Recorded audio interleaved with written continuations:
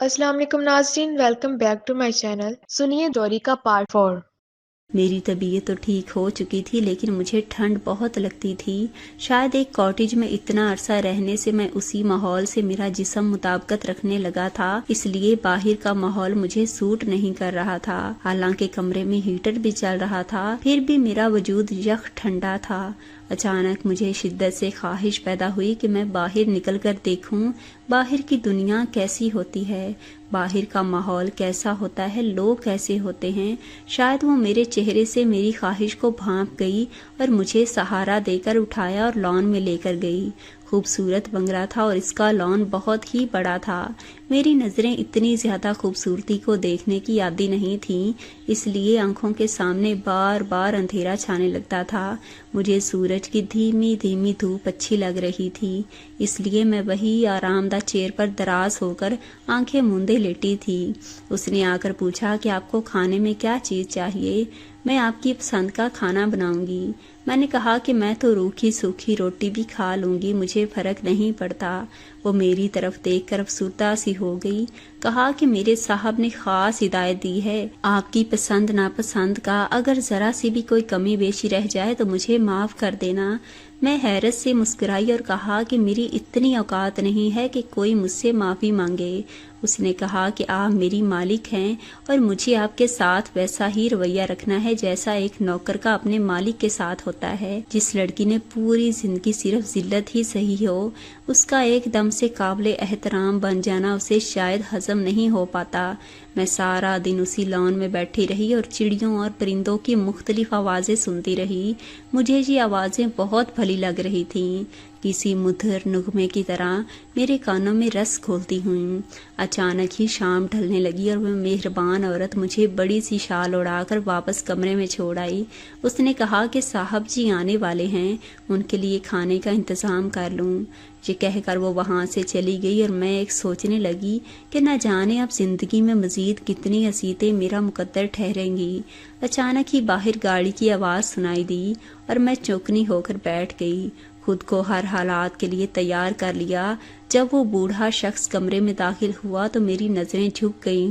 اس نے آتے ساتھ ہی مجھے سلام کیا، کہا کہ شہربانو آپ کی طبیعت کیسی ہے؟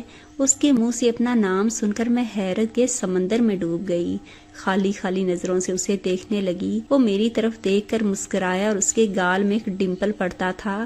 وہ 60-65 سال کا ایک چاقو چوبند سا انسان تھا۔ اس کے لہجے اور انداز سے وقار چھلکتا تھا۔ بھلا اس جیسا انسان مجھے یہاں اٹھا کر کیوں لایا ہے؟ میں نے اس سے پوچھا کہ آپ نے مجھے کیوں خریدا؟ اس نے کہا یہ خریدنے والی بات مت کرو اور نیچے آؤ، کھانا تیار ہے، ہم ساتھ مل کر کھانا کھاتے ہیں۔ میں اس کے پیچھے پیچھے چلی آئی۔ ڈائننگ ہال میں ہر طرح کا کھانا سجا ہوا تھا اور وہ عورت جس کا نام زبیدہ تھا، سارا کھانا ٹیبل پر اس نے چن دیا تھا۔ میری حیرت کی انتہا نہ رہی جب وہ شخص میرے قریب آیا اور کرسی گھسیٹ کر میرے پاس بیٹھا، میری پلیٹ میں مختلف طرح کا کھانا چن کر مجھے پیش کرنے لگا۔ اس قدر عزت افزائی سے میری آنکھیں بھر آئیں، میرے حلق میں آنسوؤں کا گولا سا جم گیا۔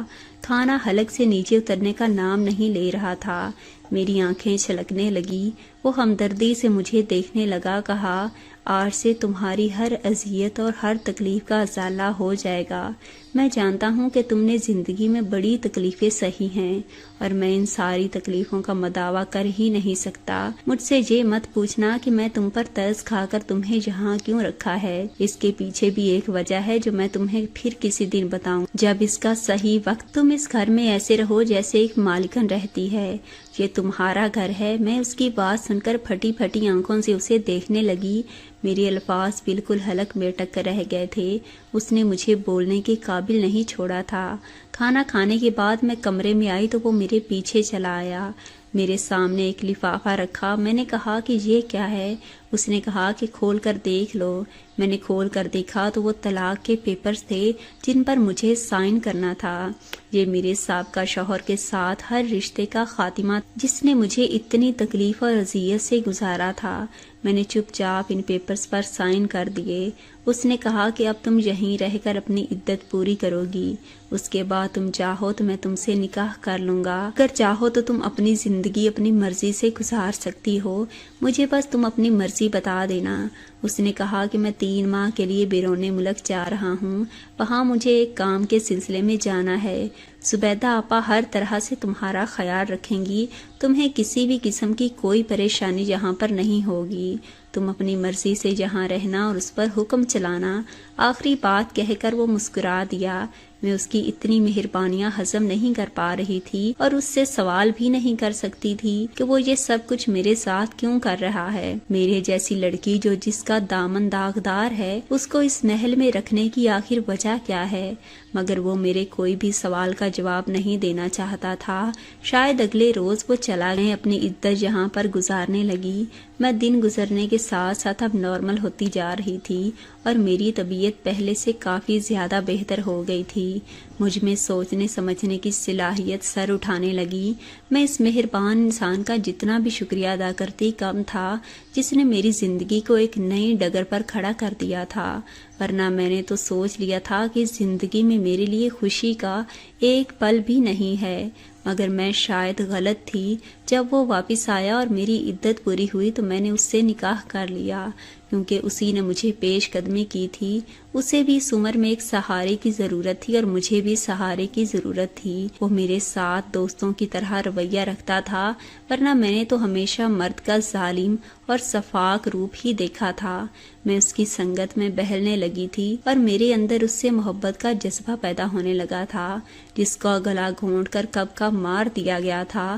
ایک رات میں نے اس کا موڈ دیکھ کر بات شروع کی۔ کہا کہ آپ مجھے وہاں سے کیوں لائے تھے؟